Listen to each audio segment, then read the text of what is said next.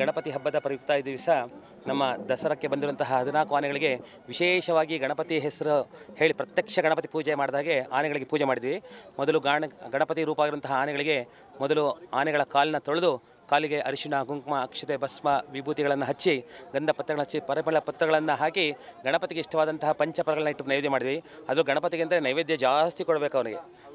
ಗಣಪತಿಗೆ ಇಷ್ಟವಾದ ಭಕ್ಷ್ಯ ಭೋಜನಗಳು ಹಾಗೆ 21 ಥರ ಭಕ್ಷ್ಯಗಳನ್ನ ಕೊಟ್ಟು ನೈವೇದ್ಯ ಮಾಡಿ ಗಣಪತಿಗೆ ತಿನ್ನಿಸಿದ್ವಿ. ಎಲ್ಲರಿಗೂ ಸಹ ಒಳ್ಳೆಯದಾಗಲಿ. ದಯಮಾಡಿ ಒಂದು ವಿನಂತಿ ಮೈಸೂರು ಜನತೆಗಳಿಗೆ, ದಯವಿಟ್ಟು ಆನೆಗಳು ಹೋಗುವಂಥ ರಸ್ತೆಯಲ್ಲಿ ಯಾವುದಾದ್ರು ಮೊಳೆಗಳು, ಗಾಜಿನ ಪೀಸ್ಗಳಿದ್ರೆ ದಯಮಾಡಿ ಕೈ ಮುಗಿ ಕೇಳ್ಕೊಳ್ತೀನಿ, ತೆಗೆದು ಡಸ್ಟ್ಬಿನ್ಗೆ ಹಾಕಿ. ನಮ್ಮ ಆನೆಗಳು ದಿನ ಹೋಗ್ತದೆ, ಅವುಗಳಿಗೆ ಚುಚ್ಚಿದ್ರೆ ತುಂಬ ನೋವಾಗ್ತದೆ, ದಸರಾಕ್ಕೆ ತೊಂದರೆ ಆಗುತ್ತೆ. ಆದ್ದರಿಂದ ಎಲ್ಲ ಸೇರಿ ಸಹಕಾರ ಕೊಡಿ. ನಮಸ್ಕಾರ, ಎಲ್ಲರಿಗೂ ಒಳ್ಳೆಯದಾಗಲಿ. ಅರಣ್ಯ ಸಂರಕ್ಷಣಾಧಿಕಾರಿ ಡಾಕ್ಟರ್ ಮಾಲತಿ ಪ್ರಿಯಾ, ಮೈಸೂರು ವೃತ್ತ ಮಾತಾಡ್ತಾ ಇದ್ದೇನೆ. ಇವತ್ತು ಗಣೇಶ ಚತುರ್ಥಿ ಅಂಗವಾಗಿ ನಾವು ನಮ್ಮ ಪ್ಯಾಲೇಸ್ನಲ್ಲಿ ಅನೇಕ ಆನೆಗಳು, ಯಾವ್ದು ಆನೆಗಳು ದಸರಾಕ್ಕೆ ಬಂದಿದೆಯೋ ಎಲ್ಲ ಆನೆಗಳ ಜೊತೆಗೆ ನಾವು ಒಂದು ಹಬ್ಬವನ್ನು ಹಮ್ಮಿಕೊಂಡಿದ್ದೀವಿ.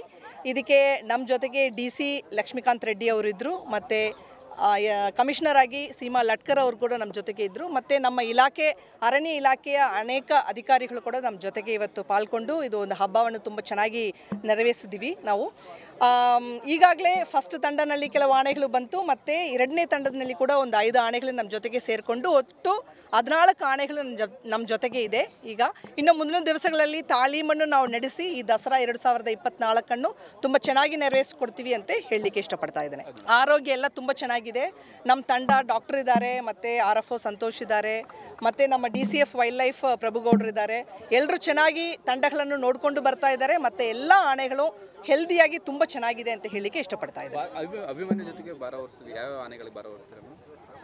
ಅದು ಹೋದ ವರ್ಷ ನಾವು ಮಹೇಂದ್ರ, ಧನಂಜಯಕ್ಕೆ ಟ್ರೈ ಮಾಡಿದ್ವಿ. ಈ ವರ್ಷ ಕೂಡ ಅದೇ ರೀತಿಯಲ್ಲಿ ನಾವು ಟ್ರೈ ಮಾಡ್ತೀವಿ, ಮಹೇಂದ್ರ ಮತ್ತು ಧನಂಜಯಕ್ಕೆ. ಬೇರೆ ಯಾವುದಾವುದು ಆನೆಗಳಿಗೆ ಅಂಬಾರಿ ಆಗ್ತೀವಿಯಾ ಅಂತ ಹೇಳಿ ಟ್ರೈ ಮಾಡ್ತೀವಿ ಅಂತ ಹೇಳಿ ಮುಂದಿನ ದಿವಸಗಳಲ್ಲಿ ನಾವು ಖಂಡಿತವಾಗಿ ಹೇಳ್ತೀವಿ. ಈ ಬಾರಿ ದಸರಾಗೆ ಅರ್ಜುನ ಆನೆ ಇಲ್ಲ, ಹೀಗಾಗಿ ಅದರ ಬದಲಾಗಿ ನಿಶಾನೆ ಯಾರಾಗುತ್ತೆ? ಹೌದು, ತಾವು ಹೇಳೋದು ಕರೆಕ್ಟು. ಅರ್ಜುನ ಆನೆ ನಮ್ಮ ಜೊತೆಗೆ ಇಲ್ಲ, ಬಟ್ ನಿಶಾನೆ ಆನೆ ಯಾವುದು ಅಂತ ಇನ್ನೂ ಒಂದು ಕೆಲವು ದಿವಸಗಳಲ್ಲಿ ನಾವು ಹೇಳ್ತೀವಿ ತಮಗೆ. ಯಾಕಂದರೆ 2ನೇ ತಂಡ ಆನೆಗಳು ಈಗ ತಾನೇ ನಮ್ಮ ಜೊತೆಗೆ ಬಂದು ಸೇರಿಕೊಂಡಿದೆ. ತಾಲೀಮ್ ನಡೆಸಿ ಅದ ನಂತರ ಅದರದ್ದು ಪರ್ಫಾರ್ಮೆನ್ಸ್ ನೋಡಿಕೊಂಡು ನಮ್ಮ ಕಮಿಟಿಯವರು ಇನ್ನೊಂದು ಕೆಲವು ದಿವಸಗಳಲ್ಲಿ ತೀರ್ಮಾನ ಮಾಡ್ತೀವಿ. ಖಂಡಿತವಾಗಿ ನಿಮ್ಮೆಲ್ಲರಿಗೂ ಅದರ ಬಗ್ಗೆ ಹೇಳ್ತೀವಿ.